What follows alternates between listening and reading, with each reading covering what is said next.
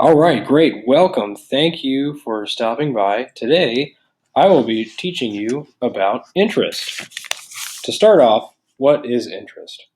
So, interest is the percentage of money paid for the privilege of using your money for a loan. So, when you deposit money into a bank account, those banks will lend out that money to other people, and by allowing them to do that, they will pay you basically rent on that money. So, a good way to make money over time is to invest into a savings account. How this is calculated is with compound interest. Basically, that means that interest is applied to the prior interest and the principal investment. So, if an account with $1,000 is deposited with a 20% interest rate that's compounded per year, it would have $1,200 at the end of the first year. And then at the end of the second year, it would have $1,440. And at the end of the third year, it would have $1,728. The formula for figuring all of this out is pretty simple. Basically, it is the final value equals the principal, which is the initial investment amount, times the 1, which stands for basically the difference in years, so you go year by year, plus the rate of interest divided by n, which is how many times it's compounded. Well, if you're doing it yearly, you don't have to use this division by n, times y, which is the amount of years, multiplied by n if it's, again, compounded more than once annually. So if you're doing like a biannual interest, you would have 2 down here for n and 2 over here for n.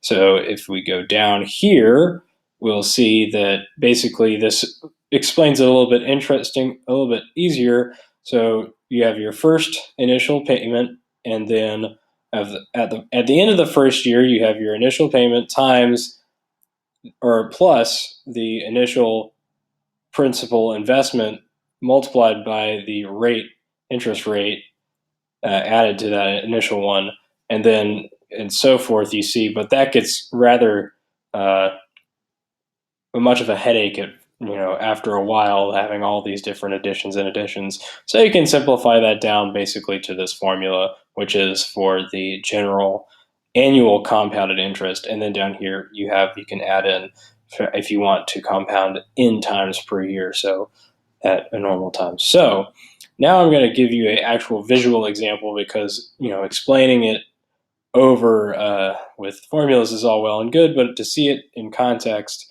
it's a lot easier. So imagine yourself as a 22-year-old college student, and you've decided that, hey, you want to start investing and saving money because it's a good idea to have a retirement account, and you want to have money when you're towards the end of everything, if you will. So you have 43 years to save. So that's how many years? 43 years to grow. Your current principal, let's say you do $2 a day, so that's $730 per year. So the current investment, we'll just say, hey, we're going to open the account with 730 bucks. And then each annual addition will be $2 a day or $730 annually. And then at an interest rate of 7%, which is fairly high. A lot of savings accounts, I know mine, for example, is about 0.75. That's in a credit union, though. This savings account would be through like a funds company, like American Funds, and you would be having someone handle these accounts for you, and you'd get an average interest rate. But for here, we'll just keep it simple, so you can see basically how much money you'll end up earning. So if we make additions at the end of each compounding period, so at the end of each year, these additions will be added to it. So after 43 years, you will have $194,000 and $268,000.22. That's a lot of money, but it's not that much to retire upon. But considering that it's $2 a day, I mean, hell, that's a lot of money for $2. So you can see already that interest pays off a lot. Now, let's say if you waited until you were 30 to start saving because, you're in your 20s, you want to have fun, blah, blah, blah, and everyone's irresponsible. So if we're still doing the $2 a day thing, we'll hit calculate, and wow, we're down to $74,000.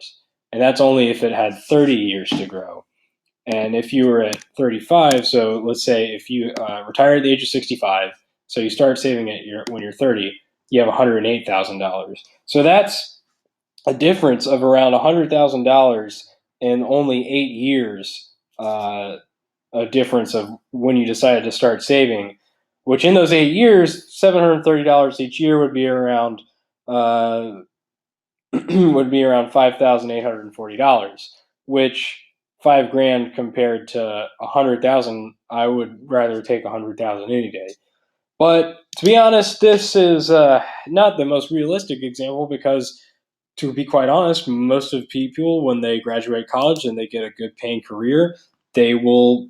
It's a good idea to put a lot more than $2 a day into a savings account because when someone retires and if you don't have, let's just say it's a very bad situation, you don't have a pension or anything, you are going to rely on $108,000 or the $194,000, even if you start retiring at the age of 22. I mean, man, you can't live for very long on that. So if we did it at $10 a day, which would be $10 a day. So $10 a day, that's $3,650 per year. So put that in. We'll just for ease of time's sake, we'll just say that the current initial investment would be the same as 3650, and then each annually we will have 3650. We'll keep the interest rate at 7%, just because that's easy, and we'll say that we've had. Let's see here. 43 years to grow. So, as you can see, with just $10 a day or $3,000 a year, $3,600 a year, that's almost $1,000,000 after 43 years, which most people don't start saving at the age of 22. Admittedly, most will wait, quite a while after that. So, again, if we do $10 a day at the age of 30, having 35 years to save, we have 543. So the difference is, around $400,000 in difference here between the two, and in the 8 years, that's only $30,000, around $30,000. So you either, you start saving earlier, you have 400,000 more dollars, or if you start saving later, you had that 30 grand to play around with back then, but not really because, I mean, to be honest, you don't get that all at once, blah, blah, blah. Start saving earlier you save so much more money.